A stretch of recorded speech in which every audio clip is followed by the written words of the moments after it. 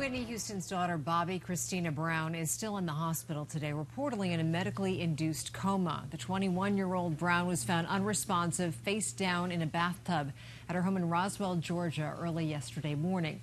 Police say they performed CPR at the home and she was taken to a hospital. Officials are still investigating, but say at this point there is no sign drugs were a factor.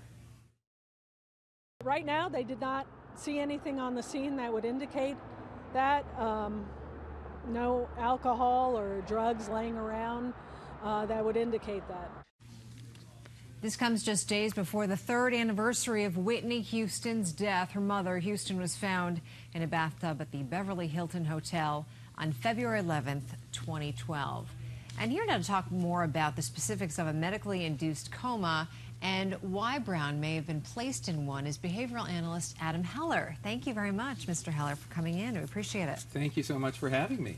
First of all, why would someone be placed in a medically induced coma? Was she barely alive when they got her out of that tub yesterday? Well, they found her unconscious, and Bobbi Kristina has had a very unusual life.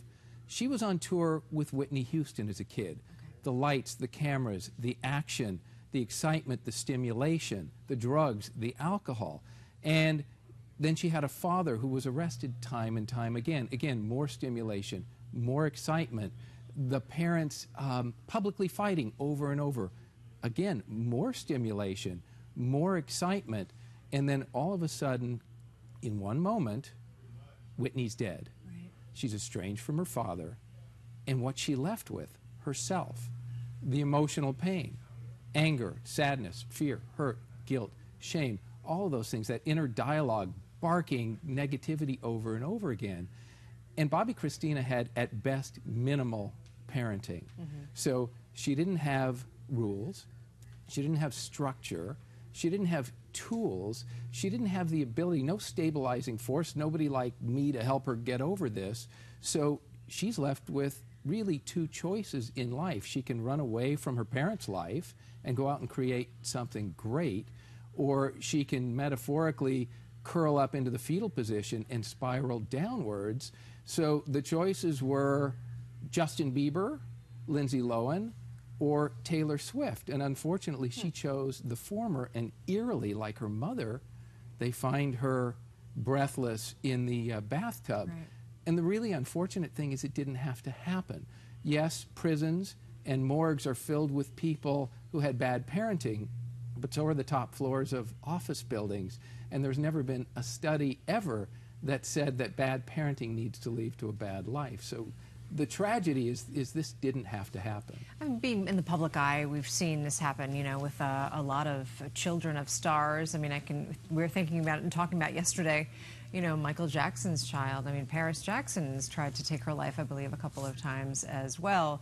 So it's not really a blame game. It's, well, now something major has happened. Try to catch up and try to fix it now while we can. Do you know anything about her condition and what being in a medically induced coma, does it seem like that's something you can come out of? Do you know anything about that? Well, I'm not a doctor. I have been involved in case, or at least spoken of several times in the past when people are put in a medically induced coma. The point is to allow them typically to heal, and there often is brain swelling, so to let that come down a little bit. I don't know the numbers. I suspect that she is in really poor shape. The chances of coming out probably are less than 50-50, not my expertise. Right. However, every time I've seen it, when people come out, they have been diminished. Right.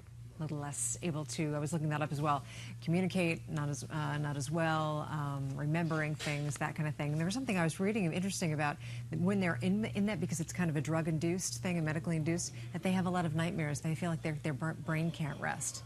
So if she's going through that as well, that's almost like a post-traumatic stress. There's a lot of things that she's going to have to deal with if, in fact, she's able to get out of this. Well, the interesting thing is she's been dealing with that while she's been conscious all these years. Again, the talk, the negativity, all these sort of inner disasters going on in her life, and nobody there to really help her. No stabilizing force, nobody there to help her. The parenting wasn't there. So this is, it didn't have to happen, but it's pretty darn predictable. So we're saying that there's no way to solve it now, but obviously guidance at a young age if your parents are two superstars, right? Absolutely. We've seen it over and over again. Now, if she comes out of this coma, there's nothing to say that she can't learn how to have a great life. She learned how to be helpless. She can learn how to have a great life and go forward. Hopefully, she'll survive. All right. Absolutely. Absolutely. All right. Thank you, Mr. Heller. Appreciate it. Thank you so much for having me. All right. John, we'll send it back to you.